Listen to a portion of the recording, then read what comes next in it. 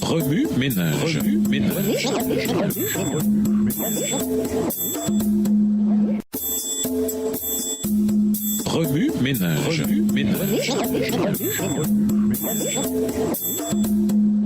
Bienvenue dans votre émission. Remue ménage. Nous voilà à la leçon 12. Vivre selon l'esprit. Voici donc ce que j'ai à vous dire. Laissez le Saint-Esprit diriger votre vie et vous n'obéirez plus aux désirs de votre propre nature. Galates 5, le verset 16. Le choix vous appartient. Lumière ou ténèbres, vérité ou mensonge, bien ou mal, esprit désintéressé ou égoïsme, esprit ou chair. Qu'est-ce que ces mots ont en commun? Eh bien, tous décrivent les forces qui, chaque jour, s'affrontent dans notre cœur et notre esprit. En tant qu'être humain et laissés à nous-mêmes, nous avons tendance à choisir ce qui nous procure une satisfaction immédiate. Nous pouvons toujours en blâmer le monde dans lequel nous vivons et le fait que notre culture et notre économie sont fondées sur la satisfaction instantanée. Nous disposons de médicaments qui enrayent nos symptômes mais ne traitent pas forcément la cause de notre mal. D'un seul clic de souris, nous pouvons trouver tout ce que nous désirons ou imaginons. En réalité, la cause est sans importance. Ce qui importe, c'est le besoin de notre cœur. Il y a en effet dans notre cœur un espace vide, un besoin qu'une seule chose peut satisfaire, l'amour inconditionnel, parfait, l'amour pur et simple. Et pourtant, la découverte de cet amour inconditionnel, parfait, est tout sauf pur et simple. Un tel amour exige de l'acharnement, du temps, de la patience, des choix constants et bien d'autres choses encore. Lorsque l'humanité a chuté, elle a suivi la force la plus puissante, ou la plus convaincante, ou la plus retentissante. L'individu le plus passionné aurait une chance d'essayer de remplir ce vide. Par sa mort sur la croix, Jésus a changé la façon dont cette bataille a été gagnée, et l'est encore aujourd'hui. Ce n'est plus par la force qu'on la remporte. Celui qui parle le plus fort ou celui qui est le plus passionné ou l'argument le plus retentissant n'a plus aucun poids dans la balance. La raison en est simple. Jésus a gagné cette bataille. Tout ce qui nous reste à faire, c'est de choisir qui va gagner. En nous dotant du libre arbitre, Jésus nous permet de choisir d'être affranchis ou d'être esclaves des désirs charnels. Pendant un certain temps, la liberté et l'esclavage rempliront notre vide. Mais seule la liberté le remplira à tout jamais. Laissez le Saint-Esprit diriger votre vie et vous n'obéirez plus aux désirs de votre propre nature, nous dit Galates 5, verset 16. Si nous tenons compte de cette exhortation, il nous sera plus facile de choisir. Nous abandonnerons notre volonté à celui qui nous aime de cet amour inconditionnel et parfait. Et s'il nous arrive de chuter, nous aurons toujours un amour inconditionnel, parfait en Jésus. Ce même Jésus qui, par sa mort, nous donne la capacité de choisir. Chacune de ces forces, lumière, ténèbres, vérité, mensonge, bien, mal, esprit désintéressé, égoïsme, esprit, chair, essaie de remplir ce vide, un vide que seul Jésus peut combler. Le choix vous appartient. Qu'allez-vous choisir? Au revoir. Et à demain si Dieu veut. Remue ménage. Remue ménage.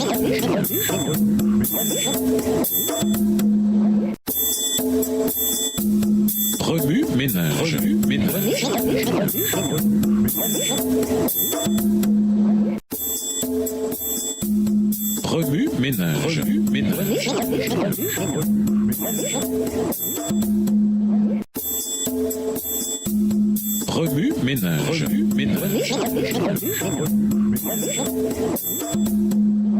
Bienvenue dans votre émission Remue ménage. Nous voilà la leçon de dimanche. Marcher avec Dieu. Marcher selon l'esprit. Lisons Genèse 5, les versets 23 et 24. Genèse 5, les versets 23 et 24. Tous les jours d'Enoch furent de 365 ans. Enoch marcha avec Dieu, puis il ne fut plus, parce que Dieu le prit. Il y a longtemps, bien avant que Paul rédige son épître aux Galates, un homme donna l'un des meilleurs exemples de ce que signifie marcher selon l'esprit. Enoch a marché avec Dieu. Il a vécu dans une communion si intime avec lui que même en ce temps-là, Dieu l'a jugé prêt pour le ciel. Genèse 5, les versets 23 et 24. Enoch se promenait-il vraiment physiquement avec le Créateur lui-même? J'imagine que oui. Mais au-delà de l'acte physique, marcher avec Dieu signifie beaucoup plus. Enoch connaissait Dieu. Au fur et à mesure des révélations divines, Enoch et le Créateur se comprenaient de plus en plus. Les temps ont changé, certes, mais pas autant qu'on pourrait le croire. Dieu s'est rendu explicitement accessible par la Bible, bibliothèque de rencontres entre différents individus et Dieu, révélant son caractère et sa vision de la vie. L'empreinte de sa personne se retrouve partout sur la planète et jusqu'aux confins de l'espace. Nous avons l'occasion de marcher avec Dieu chaque jour, mais pour cela, il nous faut d'abord le remarquer, puis reconnaître sa présence et enfin ouvrir notre cœur à ses instructions. Le conflit chrétien. Lisons Romains 7, les versets 15 à 20. Romains 7, les versets 15 à 20. « Car ce que j'accomplis, je ne le comprends pas. Ce que je veux, je ne le pratique pas. Mais ce que je hais, voilà ce que je fais. Si ce que je ne veux pas, je le fais, je déclare d'accord avec la loi, qu'elle est bonne. Maintenant, ce n'est plus moi qui accomplis cela, mais le péché qui habite en moi. Car je le sais, ce qui est bon n'habite pas en moi, c'est-à-dire dans ma chair, car je suis à même de vouloir, mais non pas d'accomplir le bien. Je ne fais pas le bien que je veux, mais je pratique le mal que je ne veux pas. Si je fais ce que je ne veux pas, ce n'est plus moi qui l'accomplis, mais le péché qui habite en moi. » Enoch fut l'exemple de l'idéal chrétien. Il vécut l'objectif chrétien. Mais dans notre situation, ici et maintenant, il n'en est pas comme lorsque les histoires d'Adam et d'Ève étaient racontées de seconde et de troisième main. À notre époque dépersonnalisée, il nous est facile d'être distrait et de perdre de vue la source de toute chose. Paul décrit la situation. Nous savons ce qui est mal, mais nous le faisons quand même. Pourquoi ? Pourquoi péchons-nous alors que nous savons d'avance que c'est mal ? Nous péchons parce que nous ne nous rendons plus compte de la vraie nature du péché. Le péché est devenu un mot ambigu. Comme les mots santé ou bien ou mal, il a peu de signification parce qu'il a été en poids à tant de contextes différents. Les Galates d'aujourd'hui, luttant avec les Laodicéens d'aujourd'hui, bloquent les gens sensibles, les laissant complètement démunis devant ce qui est bien et ce qui est mal. À l'époque de Paul, le sujet de la circoncision avait pris de graves proportions. Aujourd'hui, de tels sujets ne manquent pas. Finalement, on se retrouve avec un excellent exemple de cible ratée. Le conflit chrétien a une cause et une solution. Il n'existe pas de petit livre noir des mauvaises choses auxquelles nous pouvons nous référer chaque fois qu'une occasion de faire le mal se présente. Et c'est bien ainsi. Dieu désire non des disciples stupides, mais des cœurs et des âmes qui soupirent après la vérité. Tout comme la loi a pavé la voie de l'Évangile, ainsi les disciples de Dieu pavent la voie de la famille de Dieu. Voici le chemin, marchez-y. Nous avons le choix de marcher avec lui ou de marcher seul. Les œuvres de la chair et le fruit de l'esprit. Lisons Galates 5, les versets 16 et 17. Galates 5, les versets 16 et 17. « Je dis donc, marchez par l'esprit et vous n'accomplirez point les désirs de la chair. Car la chair a des désirs contraires à l'esprit, et l'esprit en a de contraires à la chair. Ils sont opposés l'un à l'autre, afin que vous ne fassiez pas ce que vous voudriez. » Dans Galates 5, les versets 19 à 21, Paul dresse une liste musclée des péchés de la chair. Malheureusement, il ne les explique pas. Aujourd'hui, la plus grande partie de cette liste de péchés ne nous dit plus rien. En fait, on parle en leur faveur et on les dépeint comme étant charmants, inoffensifs et totalement normaux. En tant que chrétiens, nous avons un appel particulièrement important, être toujours honnête envers nous-mêmes. Maintenant, ce texte dit-il que les chrétiens n'ont pas le droit d'avoir du plaisir. Si vous pensez que c'est le cas, lisez-le à nouveau. Imaginons que nous nous promenons avec Jésus. Chemin faisant, que nous dit-il? Comment agit-il? Nous murmure-t-il à l'oreille? Tu es une mauvaise personne, continue comme ça et tu n'iras certainement pas au ciel? Absolument pas. Il nous garde plutôt tellement occupés dans une joyeuse aventure que nous arrivons à peine à garder le rythme. Paisiblement, avec tendresse et sans un soupçon de jugement, il nous montre ceux qui, avant nous, ont suivi le sentier de la tentation. Il connaît la puissance de l'attrait. Il a vu tant de fois, mais il sait aussi ce qui arrive ensuite et à chaque fois. Ce n'est pas une question de jugement, mais une question de fait, une question d'amour. Après tout, un ami ne laisse pas ses amis. Chaque moment de cette promenade creuse plus profondément en nous, y laissant finalement un puits effervescent de joie exubérante. On rit parce qu'on ne peut s'en empêcher. Ce que beaucoup considèrent comme les qualités de la vie les plus surfaites sont souvent les plus sous-estimées. La paix, la patience, la bonté, la fidélité, la maîtrise de soi, etc. Les fruits de l'esprit sont les fruits les plus sucrés qu'on ait jamais mangés. Ce n'est que lorsqu'on a découvert que le bonheur est une ressource renouvelable qu'on se rend compte combien on s'est contenté de succès d'année. Le chemin vers la victoire. Lisons Matthieu 7, le verset 7. Matthieu 7, verset 7. « Demandez et l'on vous donnera, cherchez et vous trouverez, frappez et l'on vous ouvrira. » Dieu désire qu'au ciel, nous jouissions tous, avec lui et le reste de la création, d'une vie empreinte de créativité, d'enthousiasme, d'amour, d'harmonie et de joie. Le péché a mis hélas ce rêve en veilleuse. Mais Dieu a promis que le péché ne s'éternisera pas. Il a aussi promis de ne pas nous abandonner. Une promesse faite premièrement à Adam, puis à Noé et accomplie finalement par Jésus. Car pour vaincre le péché et pour que la paix au ciel soit éternelle, cette promesse que le mal ne reparaîtra plus doit être accomplie dans le cœur et l'esprit de chaque citoyen des cieux. Elle doit être accomplie sur ce terrain-là. Lorsque Jésus reviendra et que le monde sera renouvelé, il y aura une raison pour laquelle le péché ne sera plus. Ce ne sera pas simplement parce que la Bible le dit. Dieu ne nous retirera pas notre libre arbitre. Le ciel ne sera pas parfait au point que personne ne pensera plus jamais au péché. C'est en réalité le souvenir des conséquences du péché qui nous empêchera de choisir le péché. Nous serons victorieux éternellement parce que nous comprendrons. Au revoir. Et à demain si Dieu veut. Remue ménage. Remue ménage.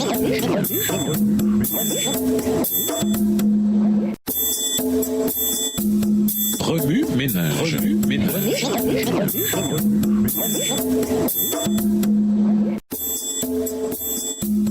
Remue ménage. Remue ménage.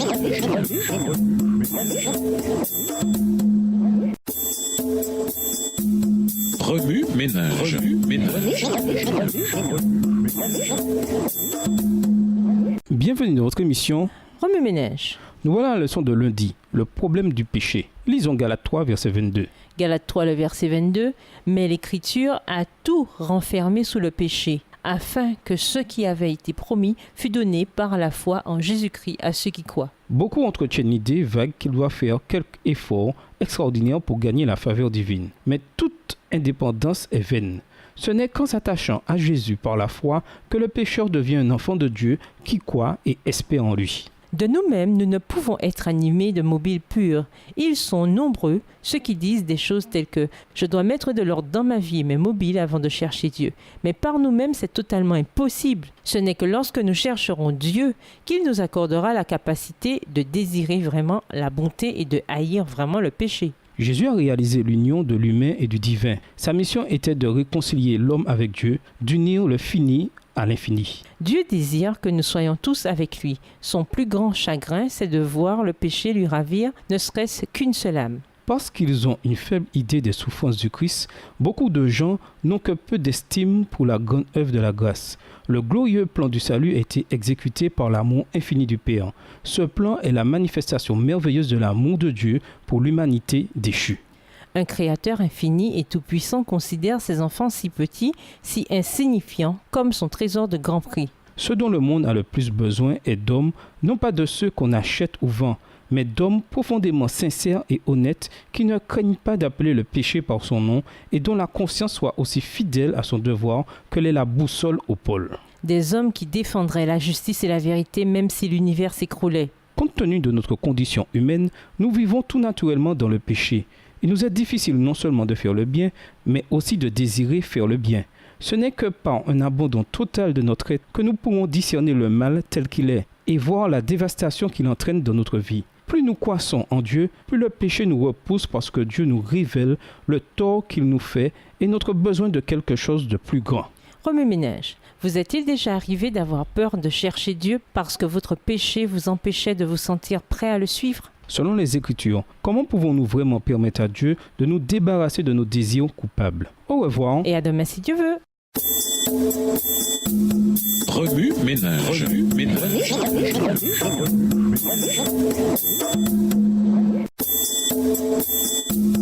Remue ménage. Remue ménage.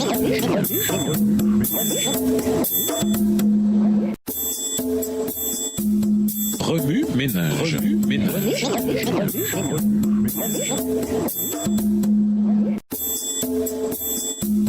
Remue ménage. Remue ménage.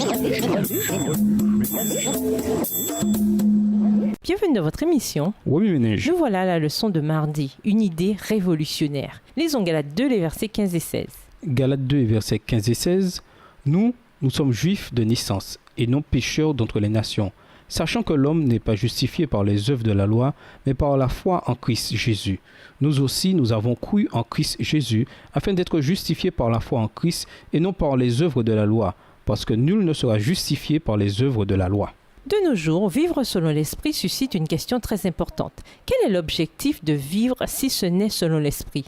Dans notre texte à mémoriser, nous voyons l'énorme contraste entre une vie selon la chair et une vie selon l'esprit. La convoitise de la chair opposée à marcher selon l'esprit. Pour le christianisme moderne, cette question paraît presque redondante. Mais pour ceux qui lisaient la lettre de Paul pour la toute première fois, elle leur semblait avoir la couleur de l'hérésie. Prenez une minute pour réfléchir à la mentalité culturelle de la nation juive et à celle des chrétiens nouvellement convertis. Dans l'Ancien Testament, la pensée caractéristique de l'Alliance inculquait une focalisation sur les œuvres. Nous observons ceci d'abord dans Genèse 17, les versets 9 et 10, où Dieu établit l'alliance avec Abraham. Dieu dit encore à Abraham, « Toi et tes descendants de génération en génération, vous devrez respecter mon alliance.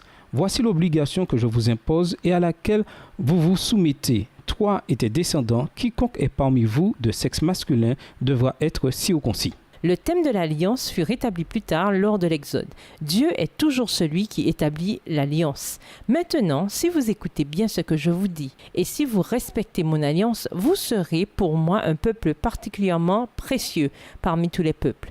En effet, toute la terre m'appartient, mais vous serez pour moi un royaume de prêtres, une nation consacrée à mon service. Exode 19 et versets 5 et 6. En gros, faites ceci pour éviter cela. Garder la loi afin de pouvoir triompher de la chair fut le mantra interprété de l'Ancien Testament. L'idée révolutionnaire selon laquelle on vit par l'esprit pour triompher des désirs de la chair fut d'abord perçue comme s'opposant fondamentalement à ce que la nation juive avait appris pendant des siècles. C'est comme si quelqu'un nous disait que la mort du Christ n'est pas vraiment l'unique source du salut. Souvenez-vous, ceux qui lisaient la lettre de Paul pour la première fois ne disposaient pas d'un exemplaire du Nouveau Testament. Ils considérèrent donc cette lettre comme un conseil, comme les enseignements d'un quasi-rabbi. Après avoir considéré le conseil de Paul, marcher selon l'esprit, à la lumière de la mentalité culturelle de l'époque, nous pouvons voir le changement de paradigme qui commençait laborieusement à prendre place. En ce temps-là et aujourd'hui, la victoire sur la nature charnelle, la chair par rapport à l'esprit,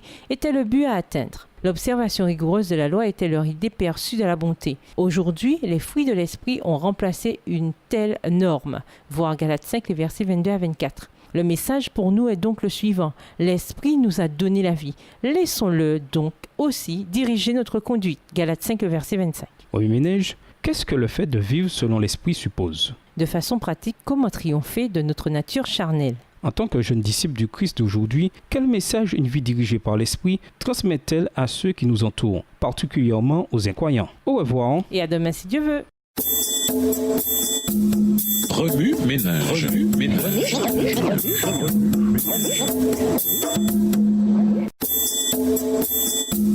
Remue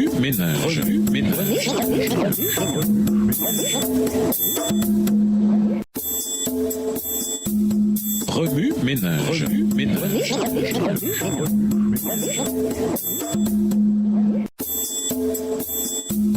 Remue ménage. Bienvenue dans votre émission. Remue ménage. Voilà la leçon de mercredi. Nourrir la liberté. Lisons Galates 5, verset 16. Galates 5, le verset 16. Je dis donc, marchez selon l'esprit et vous n'accomplirez pas les désirs de la chair. Voici une vieille histoire. Un vieux Cherokee voulait enseigner à son petit-fils ce qu'est la vie. Il y a un combat terrible entre moi, dit-il au garçon. C'est un combat entre deux loups. L'un est mauvais.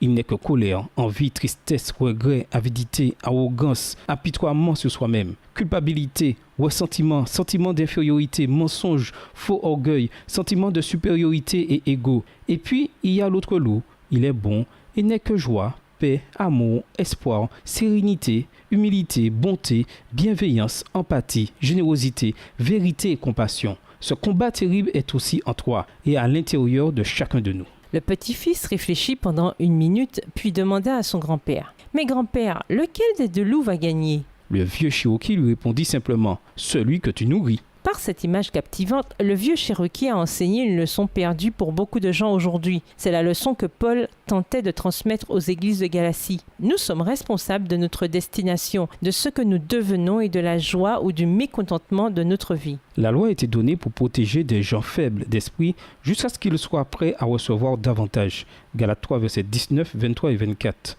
Un ordre ne peut qu'exiger l'obéissance. La liberté, elle, permet de réfléchir. Elle permet le bien le plus élevé et le mal le plus abject. Ainsi, l'esprit vivant en nous peut nous aider alors que nous affrontons la vie de façon indépendante. Le plan ultime de Dieu ne prévoit pas des automates. Dieu veut que ses enfants ne se contentent pas de suivre ses ordres, mais qu'ils réfléchissent parce qu'un jour, il leur faudra grandir. Permettons au Saint-Esprit de guider notre vie et ainsi nous choisirons ce qui est droit. Galates 5, le verset 16. Il ne s'agit pas de ce qu'on peut faire et ne pas faire, mais simplement de la vérité, que si l'on choisit de marcher avec et selon l'Esprit, on marchera vraiment sur les pas de Dieu. Dieu veut que nous soyons heureux. Tellement heureux qu'il nous sera difficile de croire que le péché a déjà existé.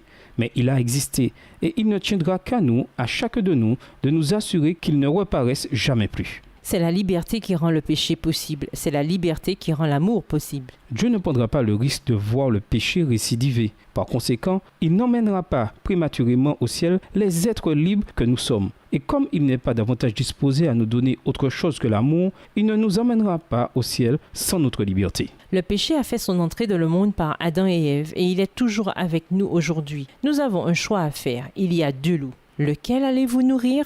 Au revoir. Et à demain si Dieu veut. Remue ménage. Remue ménage.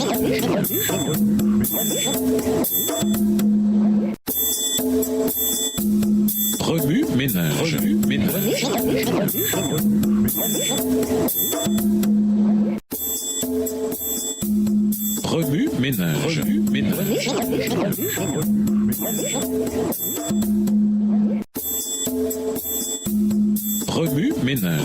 ménage. Bienvenue dans votre émission. Remue-ménage. Nous voilà à la leçon de jeudi. Lisons Apocalypse 3, les versets 15 et 16. Apocalypse 3, les versets 15 et 16. Je connais tes œuvres, tu n'es ni froid ni bouillant. Si seulement tu étais froid ou bouillant. Ainsi, parce que tu es tiède et que tu n'es ni froid ni bouillant, je vais te vomir de ma bouche. Chez nous, le culte de famille était habituellement un événement fort agréable et mon père le roi du plaisir. Je n'ai qu'à fermer les yeux pour entendre encore les accords, les voix et pour distinguer son visage. Nous étions assis sur un petit canapé l'un contre l'autre ou étendus sur un très grand lit. Guitare en main, papa jouait les accords d'un cantique entraînant ou d'un cantique scripturaire. Nous avions plusieurs cantiques préférés, mais celui qui retient particulièrement mon attention aujourd'hui s'intitule « Les fruits de l'esprit ». C'est mon père qui l'a composé. Voici un extrait des paroles. Le fruit de l'esprit, c'est la paix, la patience, la bienveillance, la bonté, la fidélité, la douceur et la maîtrise de soi. La loi n'est certes pas contre de telles choses. Mais quels sont les fruits de l'esprit ? Peut-être pensons-nous instinctivement à nos actes, un geste aimable, une bonne parole, une douce patience au milieu de l'agitation. Mais un coup d'œil de plus près révèle une tendance intéressante dans les écrits de Paul. Chaque fois que l'apôtre parle des œuvres de la chair, il fait allusion au comportement et aux pratiques. On sait bien comment se manifeste l'activité de notre propre nature. Dans l'immoralité, l'impureté, le vice, le culte des idoles et la magie, les gens se haïssent les uns les autres, se querellent et sont jaloux. Ils sont dominés par la colère et les rivalités. Ils se divisent en partis et en groupes opposés. Ils sont envieux. Ils se livrent à l'ivrognerie et à des orgies et commettent d'autres actions semblables. Galates 5, versets 19 à 21. Mais lorsqu'il parle des fruits de l'esprit, il fait allusion aux dispositions. En d'autres termes, il y a des choses qui se rapportent à l'attitude plutôt qu'aux actes. Par exemple, je peux agir très gentiment vu de l'extérieur, mais de l'intérieur, je le fais pour une toute autre raison. Ainsi, le fruit de l'esprit n'est pas qu'une manifestation extérieure, mais aussi la conséquence d'un intérieur transformé. Voilà qui est en harmonie avec l'un des thèmes majeurs de la Bible, l'authenticité. Si nous cessons d'y penser, la Bible nous rappelle que nous sommes créés à l'image de Dieu.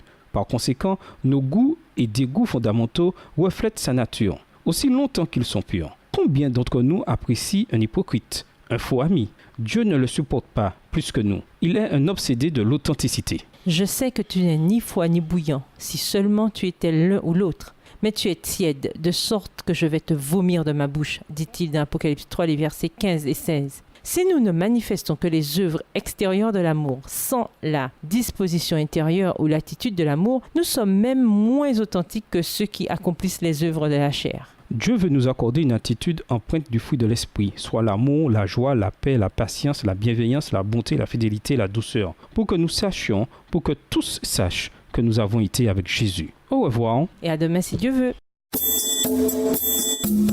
Remue ménage. Remue ménage.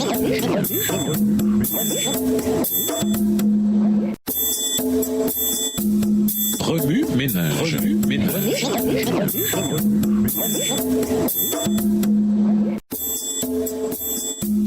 Remue ménage. Remue ménage.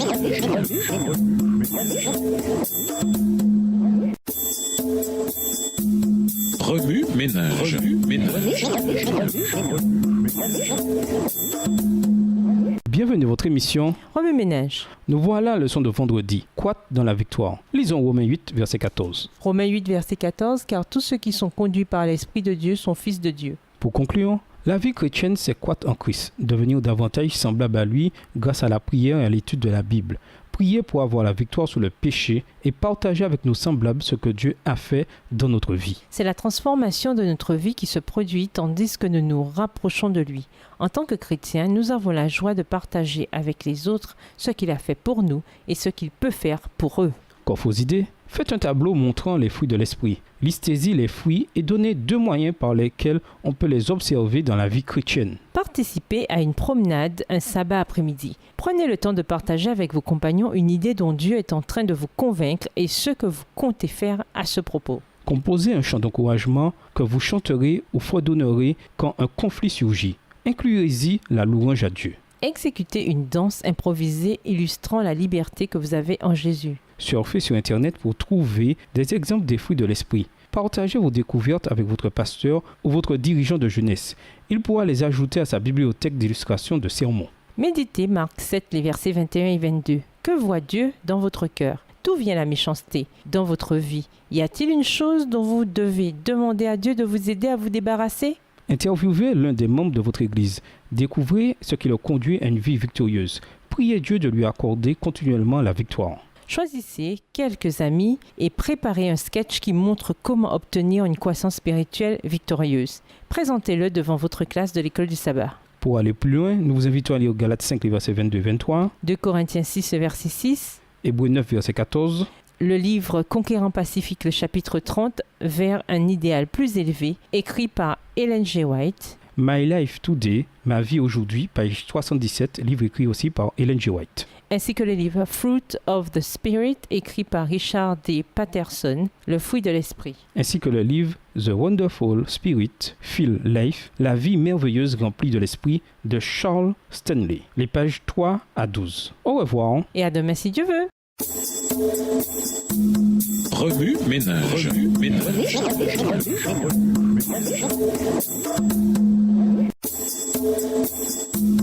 Remue ménage. Remue ménage.